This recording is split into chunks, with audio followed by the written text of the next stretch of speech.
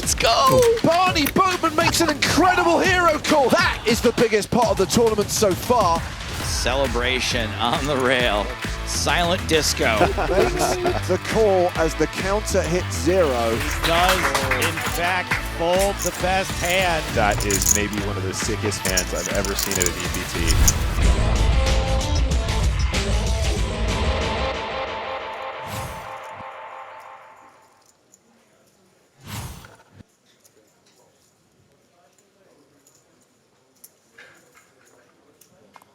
Zafran's back to the limp in. It's a Gibbons with Queen 8.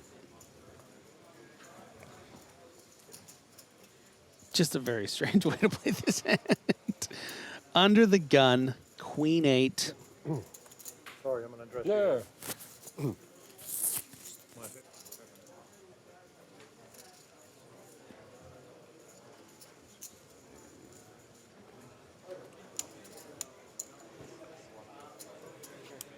Well, looks like it's round to the big blind. And of course, Dan Wilson could see a free flop, but probably will want to raise here with queens. Main event players and viewers, your tournament is now underway for 20 minutes. 20-minute break in the main event.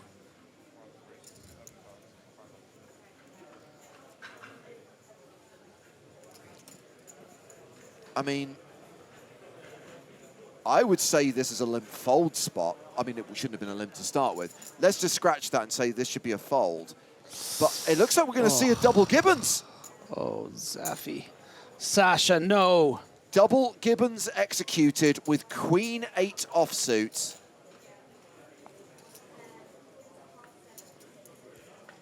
Case Queen one time. No, but an 8, which might keep Zafran interested in this pot. Oh, yeah. Oh, yeah. I want to be too hard on the guy, but I can't say I like the way he's played it so far. Yeah, and Wilson's feeling pretty nice about this flop. You got that backdoor spade as well. You expect your opponent limp calling is going to be all over this kind of texture. All those Jack X hands, you know, the 10-9 suiteds. And into 26-5, that's 12,000. I like the, you know, a bit chunkier sizing. You see a lot of down bets sometimes, but in a spot like this where you unblock the board, right? Your opponent's going to have those 8X and Jack X hands. And that looks like more than 12,000 to me. Zafran has just raised to 26K. See where you're at. It's a move. It's a vibe. It's a little outdated, but it's a move. And now the question becomes, is Wilson prepared to put in a third bet on this flop to get in, you know, the near 200,000 at 2,500 big blind? And you might just want to keep those bluffs in there because you don't necessarily even want the Queen 8 type hands to just be folded out here. You know, you'd think that if there are many more chips going in here, it's only going to be by hands that beat you oftentimes. So why not just play it a little cautious? Okay, well, the ace of spades on the turn, so Wilson now has a spade draw to go with queens, which is the best hand, has 95% equity, has checked it to Zafran, who quickly checks behind. River for free, which is the king of clubs. Now, there is potential here for Zafran to bluff Wilson off the best hand. Yeah, with a very rare kind of run out in the 2 overcards that could possibly come. Does shrink up the relative value of Wilson's hand.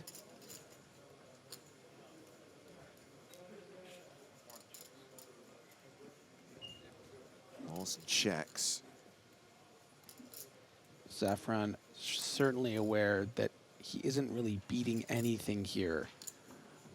You know, pocket sevens wouldn't have bet called the flop. So it's hard to check here, even though you have a pair of, you have some form of showdown value. The last time you went for a bluff in a spot like this, you got called. Do you have it in you? And how big do you need to bet? And what are you going to get to fold?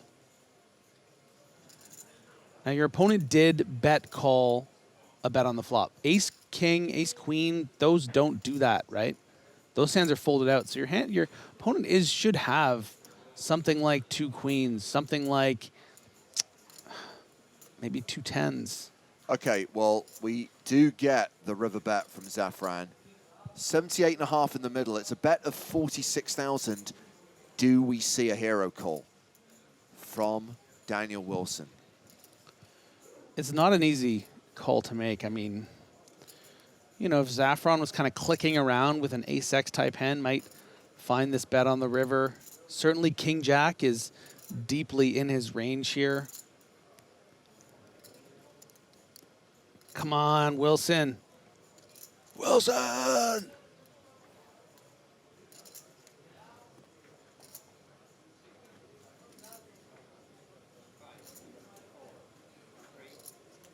Put him in there, put him in there. Yes!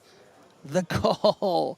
The queen Makes eight. the call as the counter hits 0. And Daniel Nice hand. Wilson wins the last hand of the level, the last hand of this session. You can increase it if you provide some source of wealth. So that's, from everything I've heard, that's so much better than what Germany did, that's for sure. Hand number 81 here in Paris. Germany just killed it. Casper, our 17 and big also blind, the shortest stack, cash-in makes the limit fold with ace deuce set off. At 1K. No person can cash in more than 1K a month. Yeah, it's way Delaney with the Grafton Joe. I mean, that kills it for everyone who wants to do it professionally. 10-9 suited, aka the Sam Grafton. Jorgna wakes up with the kings, though. Pocket kings for I mean, Peter some- Jorgna. Some guys who play for fun, $2 tournaments, they can play. So just to give you guys some context here, Delaney obviously second in chips, 109 big blinds, 84 big blinds for Peter Jorgna. So these are two very deep stacked players in a very good position at this stage in the tournament, both sitting with a mountain of chips. What do we have here for Balea, who is dwelling? Okay. Okay. Not going to do something foolish with the 10-3 off the kitchens. So no re-raise from the kings. Looked up Estonia. Sneaky, sneaky. Top pair for Delaney could be trouble. Explorative, that might be an option. That's right. Jorgna just flatting here. Very unconventional, Joe. You're giving your opponent the opportunity to improve in a very serious way, absolutely for free. And Delaney continues for 230,000, and in his mind will be very happy to be called. 30. Will Jorgna continue playing it slow? Nope. Looks like a raise is being announced. Wow, this is so unconventional, Joe. The no 3-bet pre-flop with kings on a final table is just really, really interesting. Dessert Fox saying, I guess that's why you flopped flat, to let your opponent flop top pair. And you certainly can't go folding top pair now. Especially not with the backdoor clubs. I mean, he's under-repped his hand in such a degree that I just don't think 10-9's ever getting away. If you're playing against decent players here, you just got to look them up here. You just got to get sticky. Got a ton of semi-bluffs that could be raising there, though. And it's 2 pair on the turn for Delaney. Kings in big, big trouble. Now, I don't want to venerate the chat pros, but this is why you might want to 3-bet kings pre. Your hand is so under-repped, and he's got top 2 with the overpair. And Delaney checks. Knows Jorgna is likely to follow up the flop raise with a bet on the turn. And Delaney has really absolutely nothing to fear. Compared to Bucharest, probably. Wow. Maybe was afraid of something being slow played pre-flop, like jacks, like queens, like kings. And now has all of those hands crushed. 2.1 million. This was an overbet. Thank you. On Yeah, the turn. exactly. The overbet turn here, just putting so much in the middle, guys. It's like Delaney sitting there with a monster, and his opponent's overbetting the turn. 90. Delaney just calls. 6 million in the middle. That's good for third on the leaderboard, by the way. This pot in and of itself. He's got to be concerned about some sets, though, Joe. River card, is it king? Oh, surely not. Concerned about a set of kings, maybe. Surely not. Unreasonable rivers here in Paris. Unreasonable final table rivers. Dirtier than the Seine. 3 kings for Jorgna. Delaney checks. Likely licking his chops for another overbet. A stack of 100K chips.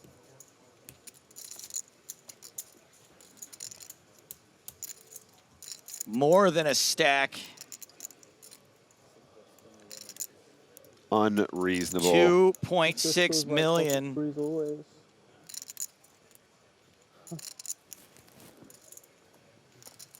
I think Delaney was rattling off some sets that might have him beat here, 2s and 3s. Jorgna shifting in his chair. Time banks being deployed. Did you see that just now, though, Joe? Jorgna looked really uncomfortable all of a sudden. He's been rock solid, and just then he looked very nervous as Delaney looked at him. But like, you just always have it on the flop. That's the question. Delaney with some time to It's a pontificate. weird river size also. Like, why not all in? Ah. It's 2.6, right? Thank you. Nick is just calling an option. I mean, you have tons of, right? I mean, you have tons of chips still. I haven't played much really in this tournament also. Like, Yeah, but it's such a weird line. I just think he always has it here. But he could think he still has it if it didn't come a king. Do you know what I'm saying? Like, he could be making this same bet. Delaney makes the call. Sees that filthy river. that is gross. Understandable celebration on the rail. Silent disco. Raise 325,000, 6 pass. Opening raise from Brian Delaney. 325,000 with ace-5, and Balea has the snowmans. Num num. Okay.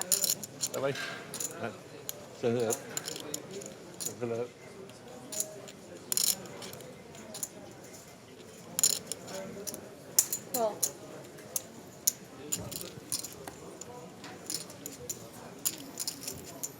Oh, yeah. 3-way, pretty fair fight. Nice little spread. Pocket 8s, ace-5 off, king 9 suited. Not going to see a lot of 3-way flops moving forward, so let's enjoy this one, he said, before Bigot made it 1.7 million.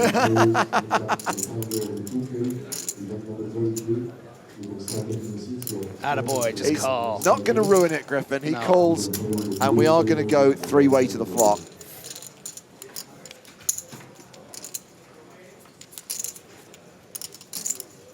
And that flop is 8-4-4. Oh. Balea flops a boat. Daddy-o, showtime. Bambalea.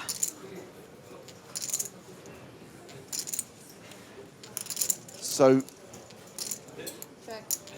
action check to Delaney. Is he going to see bet into 2 opponents with ace-high?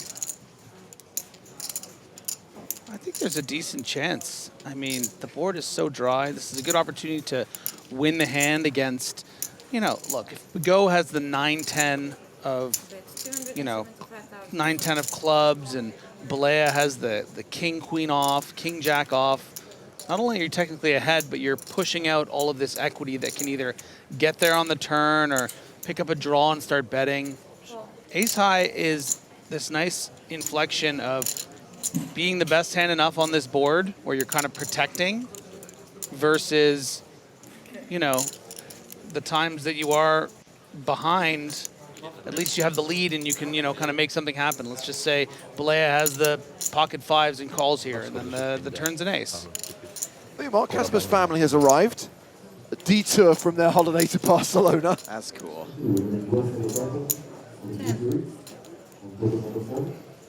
Oh. Uh-oh. Oh. Oh. Oh, no. Oh. See, you're probably asking yourself, what's happening here? Well, Bigot is the one that is most likely to have a 4 in his range in this spot, you know, completing from the big blind. You know, we see, of course, that Balea just happens to have pocket 8s, but that's not always going to be the case here. Sometimes Balea is just going to have, you know, ace 9 of hearts.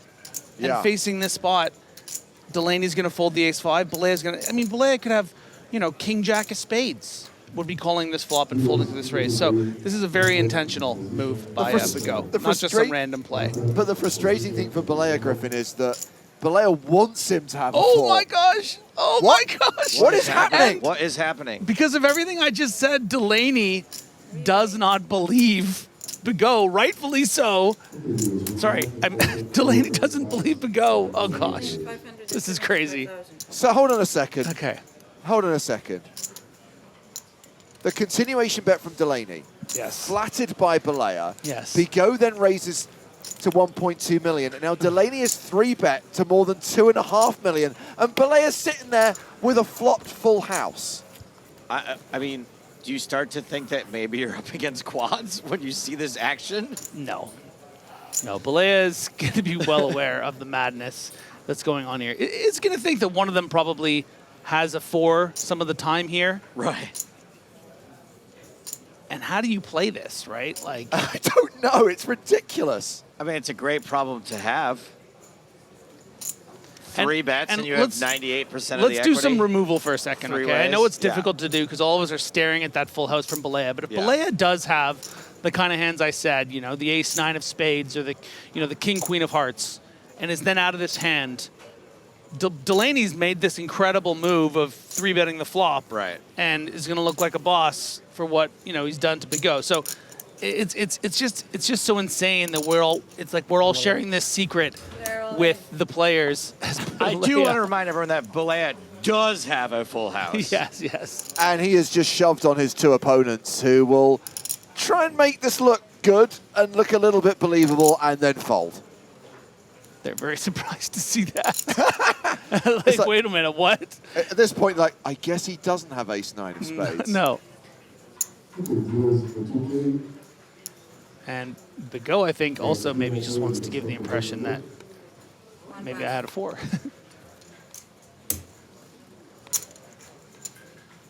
Whoops. I mean, this is I agree with Griffin most of the time. This play totally makes sense. Unfortunately, it doesn't make sense during the year of Romania. I mean, I guess, right? What are you going to do? Cool. That looks super nice also. Yeah, just to answer some of the people being like, this is a terrible shove, why didn't you just call? Well, it'd be so obvious at that point to be the overcaller in this spot. I mean...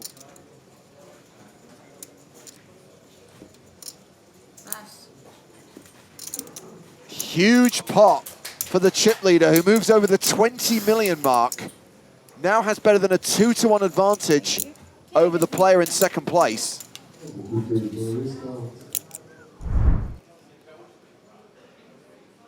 And action is going to start on Balea.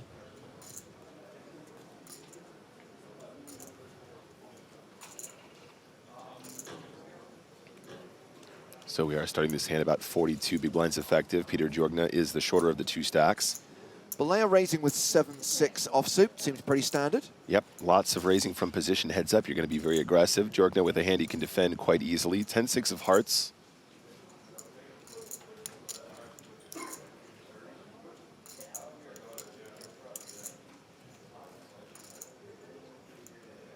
And he does defend, calling for an extra 400k.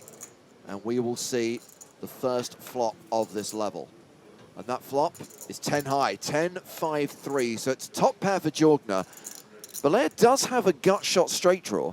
Yeah, absolutely. These are boards you want to c-bet very aggressively. You have gut shots heads up, you're in position, you have absolute position against your opponent. So even though Jorgna does have a top pair, a c-bet here will take it down a lot of the time when he hasn't connected. Also sets you up for bets on later streets as well, James, if you want to try and convince a 5 or a 3 to fold. So I do expect a continuation from Balea pretty much every time. 2 million in the middle. Balea does make a c-bet of 600,000. And with top pair, just a call from Jorgna. Yep, I think with a hand like 10-6, you just want to play it slow here. Oh. But wait. That is not a call. Jorgna check raises with a pair of 10s. I mean, check raising top pair is never going to be a bad thing to do, James. It's just that it's probably more conventional when you check raise when you have a stronger kicker than a 6, especially as the 6 gives you opportunities to turn and backdoor some straights in this particular situation. Okay, so the raise is to 1.5 million, 900,000 to call, and seems that Balea is planning to make that call. I really like this float, James. With the 6 of spades in your hand in particular, you can actually represent much stronger hands on later streets if the spades start to fall. If your opponent slows down, they might just have pure bluffs that you can get to fold as well. Makes the call, and we go to the turn. I'm calling it, Nick. Action card, 4 of diamonds. That would be quite the action card. Oh, come on! I got the right color. I didn't get the right suit, but I got the right color. The commentator's curse strikes again. James Hardigan is to blame. It is a turn straight for Balea. And as I said, Jorgna now has a straight draw to go with his 10, so he's going to be even more sticky in these situations. Of course, so 0%. He cannot win the pot outright. But of course, a rivered 7 would chop it. I mean, a deuce would be disastrous for him. In fact, a 10 or a 6 would also be disastrous on the river. Yeah, I think the 10 more disastrous than the 6 because, of course, he might give Balea some straights if a 6 falls, but the trips are really hard to get away from without losing some more. So having check raised flop, Jorgna barrels turn for 2.6. Yeah, full 50% pot on the turn, and there's so much in the middle now. If he just flats, SPR is still above 1, James, so it might be tricky to get the rest in on the river. Looks like he's going to try and raise right here, right now, though. That's one way to do it. So Jorgna leading for 2.6. Balea raising. And just going to verify the size of this raise.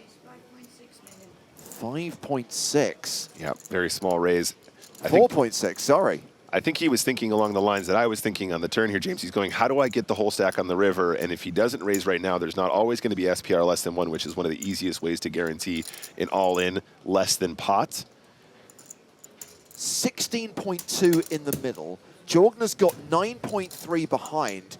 And I'm telling you, it's always coming 7. We are going to be singing. This is going to be a chop pot. That would be another very dramatic chop pot, the second of today, in fact, if we see that card fall. River card is the 4 of clubs, pairing the board. Okay, so my prediction of the turn was substantially better than my prediction of the river. But what is interesting here is action is on Jorgna. Can he make some kind of blocker bet here? This is so weird. SPR is so low now, guys. He's got 9.3 million behind. There's already 16 in the middle. I mean, I think Jorgna just wants to try to get to showdown as often as possible. I mean, so many spade draws have bricked. Some of the hands Balea might semi-bluff raise the turn have bricked as well. You know, what if he had like ace-6 of spades or something like that? I don't know. Maybe that's a card he might just...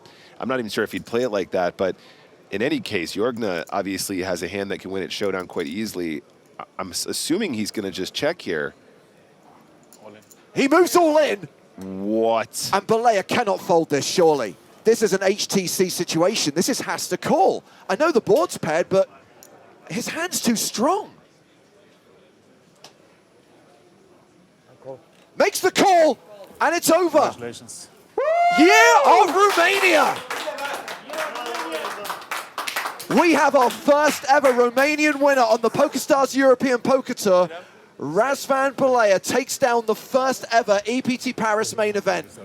Peter Jorgna is the runner-up for 780 grand. Razvan Balea, who qualified for $530, will cash out for $1.17 million. Wow, what a result. Year of Romania. Tom Middleton getting a little out of line here with his 16 big blind stack, opening king 8 under the gun.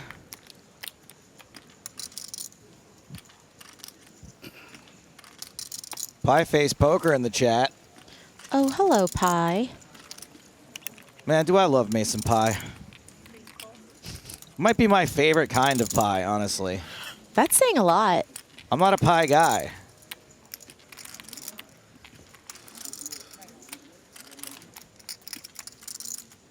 So Mavritsakis is just called with ace-jack suited. Jattin with 6s.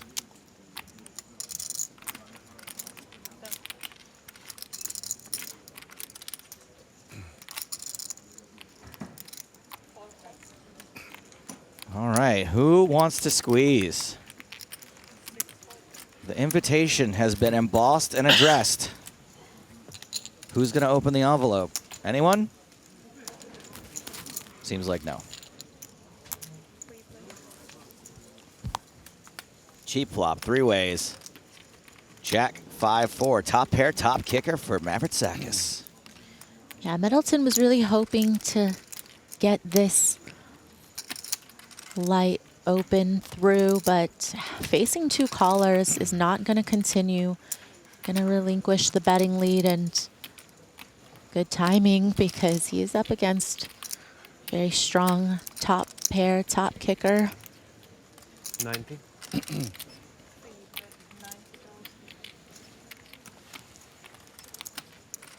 Just taking over that betting lead.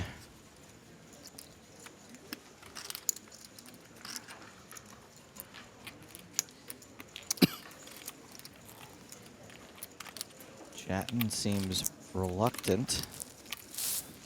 Yeah, the 5 and the 4 out there keeps it interesting for him. You know, with 6s, could turn some backdoor straights. And just 1 overcard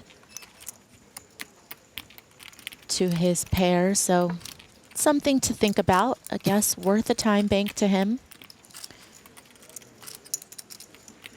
I don't know if it's worth 2 though.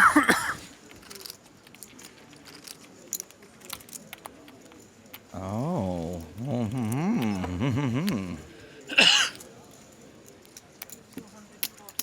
Raise. 240,000.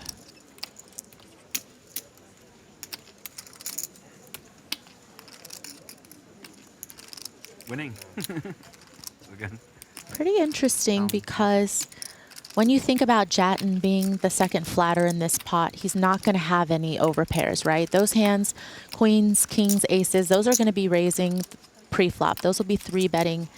And so now it's just about, does he have a set of 5s or a set of 4s here? But you can't really fold top pair, top kicker.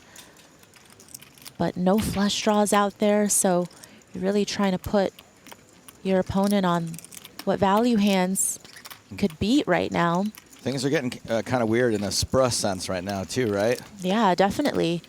Just slightly over pot back. 3, 4, 5, 6 now for Jattin. Super interesting because Jattin shouldn't really have a lot of 7-6 suited, right? So you wonder when he gets called by Mavritsakis, does he want to maybe check back and try to realize his equity? Oh, it sounds like... Okay, I thought Mavritsakis had put chips in. Do you want to maybe bet small given the SPR situation? And then if you get there on the river, you can bet more.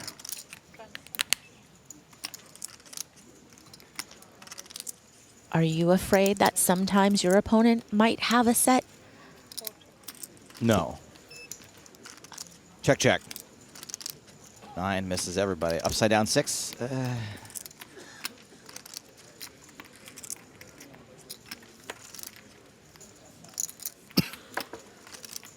Mavritsakis with the best of it. And looks like prefers to set the price.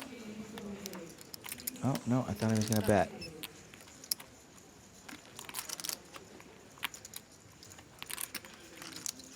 $385. Aha, is going to try to set the price himself.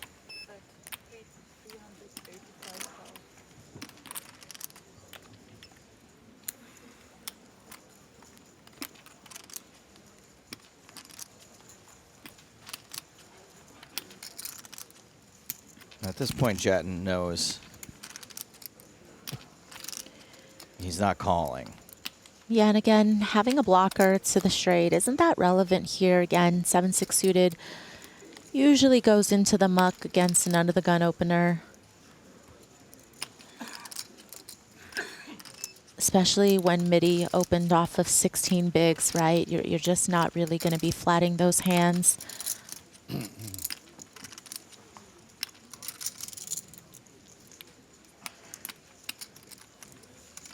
I think now you're just really concerned that your opponent has ace jack, maybe has jack sometimes that they flat their pre-flop.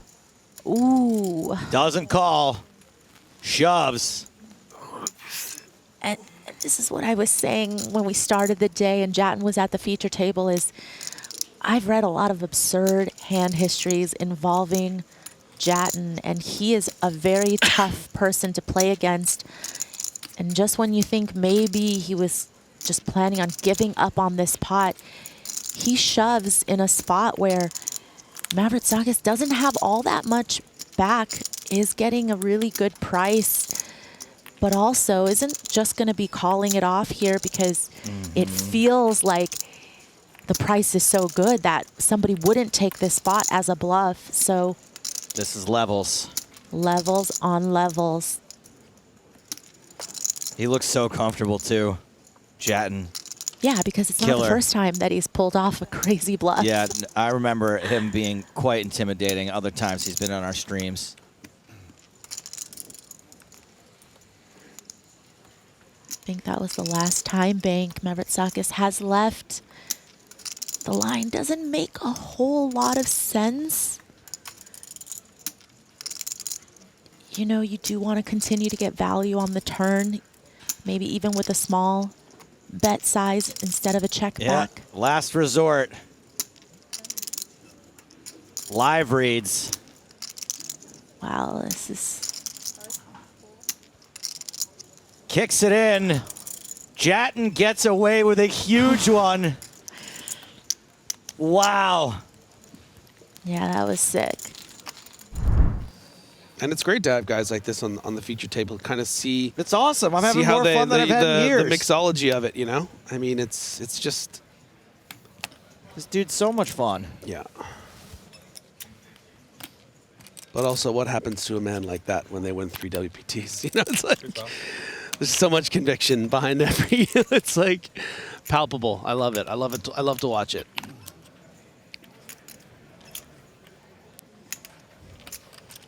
Buried with Jack 10.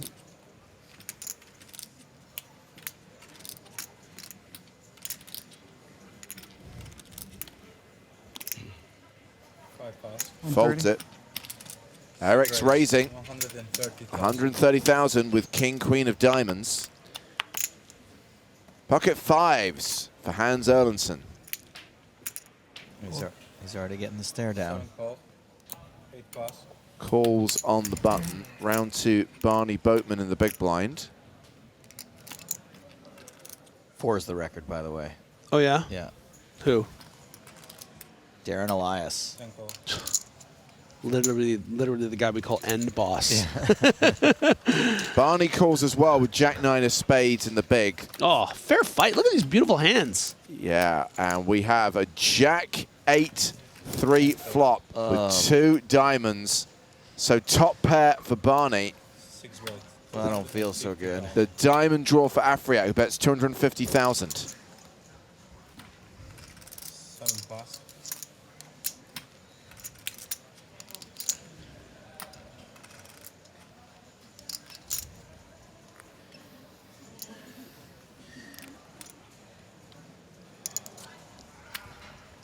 Barney calls.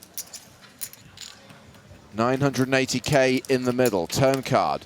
Deuce of clubs. Barney now better than a 2-to-1 favorite. But Afriat has remarked, nay, declared that he's going on offense. And with 2 overs and a flush draw, expect Eric to bet big here. And there is that big bet. Gee. That is about an 80% pot bet. 750,000. And represents a near quarter of Boatman's remaining chips.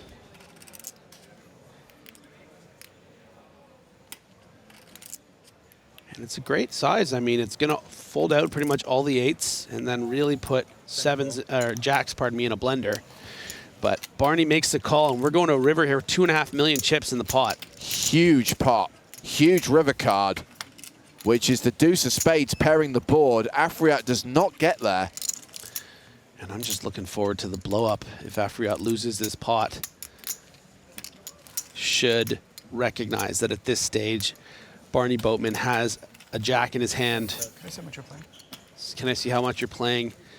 Knows he's going to have to put it all in there. Barney's got 2.64 behind, and as you highlighted, Griffin, there's roughly the same in the pot.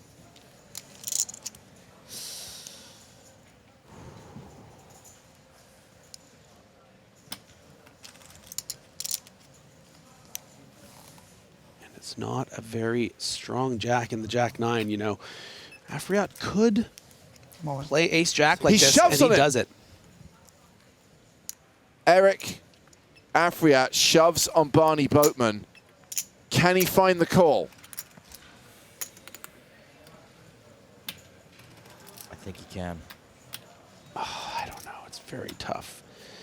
You know, with spots like this, when you feel a deep uncomfortability, it's easy to slip into old habits. And, you know, of the years he's been in situations like this, maybe more often than not, he's been shown the goods. And this is a massive stage. Do you really want to call here? Well, Barney's boasted that he hasn't used a time bank card yet. This could be all of them. This is a good time to use them, yeah.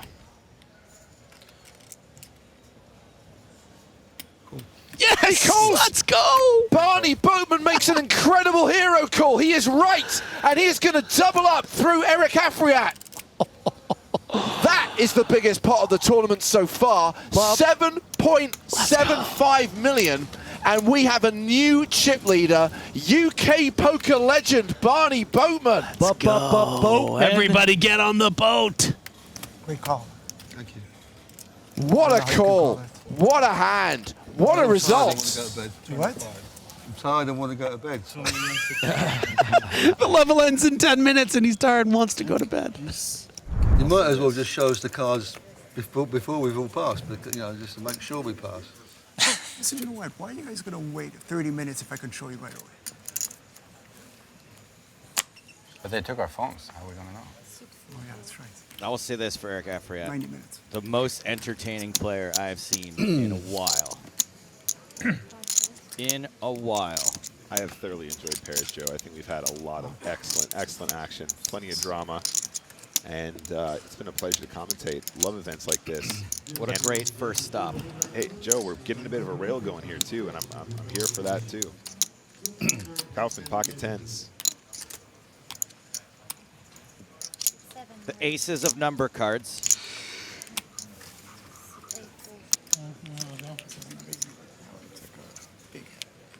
Pocket sevens for Peter Jorgna, last year's runner-up in this event.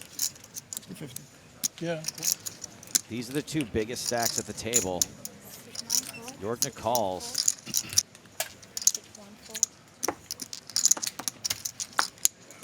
Oh my goodness. Now the jacks are the jacks of face cards also. And that's what Ami Bearer's got.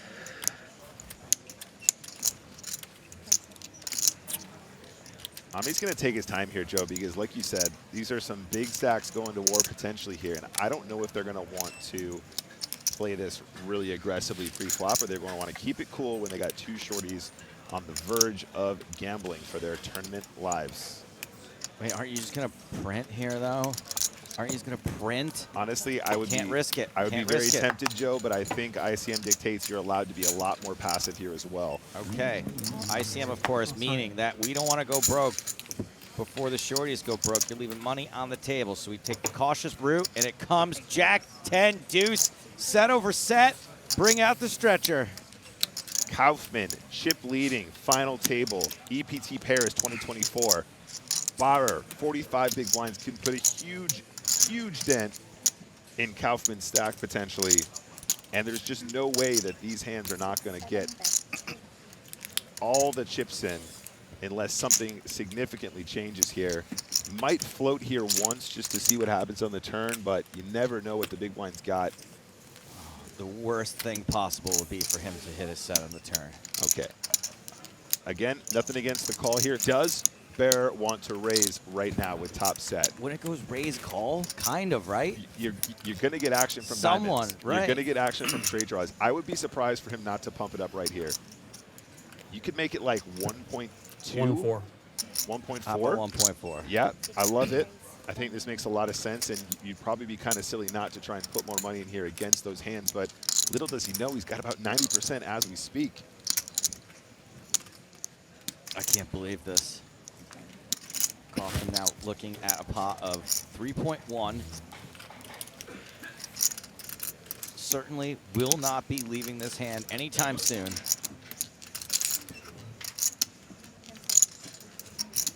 This is so interesting, Joe, because, again, given the more passive action pre-flop, I think a call here is what you want to do most of the time, because if Ami has a nice-ish draw, he probably doesn't want to increase the variance and turn his hand into a check-raise semi-bluff, right? He's probably only going to check-raise with, like, Jack 10, Jack deuce, pocket 10s, pocket deuces, pocket jacks, that kind of thing. Jorgna says, take him away. Yes, Nick, I'm on board.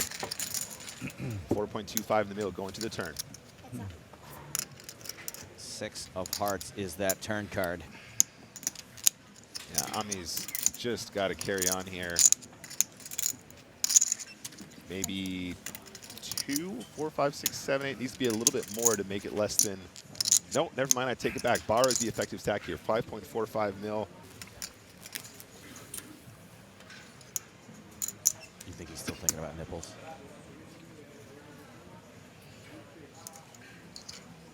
He's thinking about Vegas. Give me the digits. 2.675. I dig it. Oh, baby. Green, 3 green stacks. Yeah, it's time to figure out how much is left in the effective stack, and that was about half of it. Kaufman's just all in here, Joe. He's going to get it on the turn. I don't think he's going to want to mess around now that we've got most of the chips in the middle. There's only 2.7 behind. Even if Ami folds this turn, if he folds any equity at all, you have won an absolutely ginormous pot. Oh. Just a call. That's going to leave Ami with like an 1/8 of pot left behind. Math is hard for me, Nick. A quarter pot. If I keep saying numbers, I'll get there eventually, right? It's a little bit over a quarter, yeah, but it's close. Okay. I was really surprised not to see Kaufman put it on the turn, but he's a guy with a ton of experience, and that's the action. Fair play to him. He's going to a river. River's a diamond. You're Ami. You might give him king, queen of diamonds or something like that once in a while, I suppose. I mean, he had a decent price on the flop and, of course, on the turn as well. Does check. If Kaufman somehow finds a check on this river, that would be so impressive.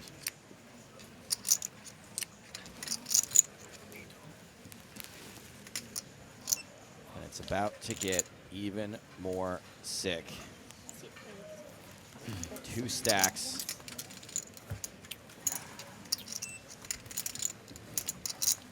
And that puts Bearer all in.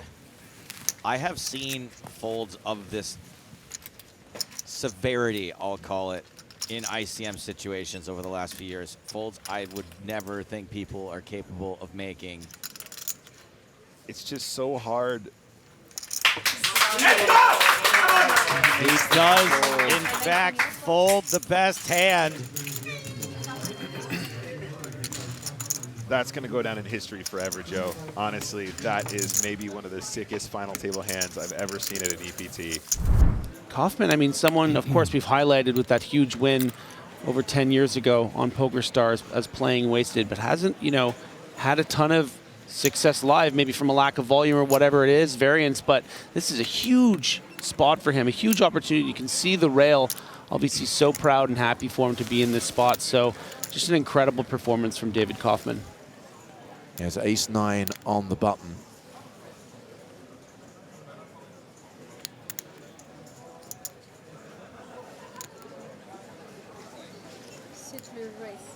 And he raises. Makes it $1 million. Jack deuce of diamonds for Barney.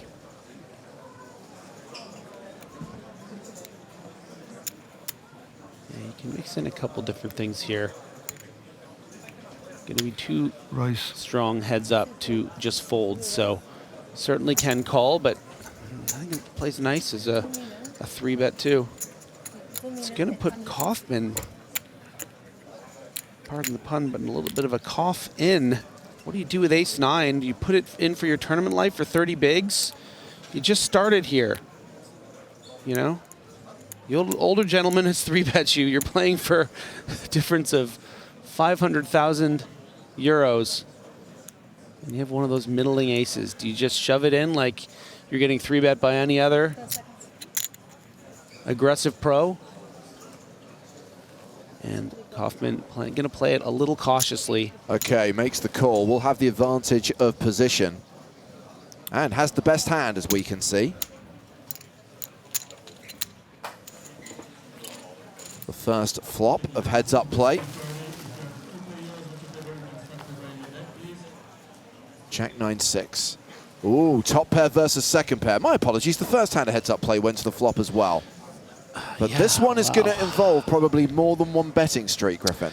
Yeah, I mean, I guess it depends, of course, how the board shakes out. There could be some scare cards on the turn that shut the two of them down, but with Boatman with top pair, it's going to be playing it pretty confidently, and if we get some bricks, Kaufman might just call this all the way down. A continuation bet of $2 million from Barney Boatman into a pot of $6.2 million. Kaufman with second pair top kicker calls. This hand going to the turn, and Kaufman now has less than pot behind. Yeah, and what he really doesn't want is a low card like that. Something in that deuce to 5 range where it doesn't really change the complexion of the board too much. You know, maybe a king or a queen of spades. Wow, Boatman shoves on Kaufman. It is all in to call. And what does Kaufman do here with a pair of 9s? I call. Makes the call, and this could be it. The chips go in, and Barney Boatman is near enough a 9-1 favorite. David Kaufman needs an ace or a 9 on the river, or this is over. Yeah, certainly Kaufman also considering maybe Ace hands 9. like king 10, king queen that would shove the turn here. This is only the second hand of heads-up play. My gosh. And it could be the last hand of the tournament. And that is a confident smile of a man that I think believes it is his time. Is it Barney Boatman's time? An ace or a 9 required for Kaufman to continue. The river is a queen. Boatman, the goat man, the oldest EPT champion ever, the 68-year-old UK poker legend takes down EPT Paris 2024.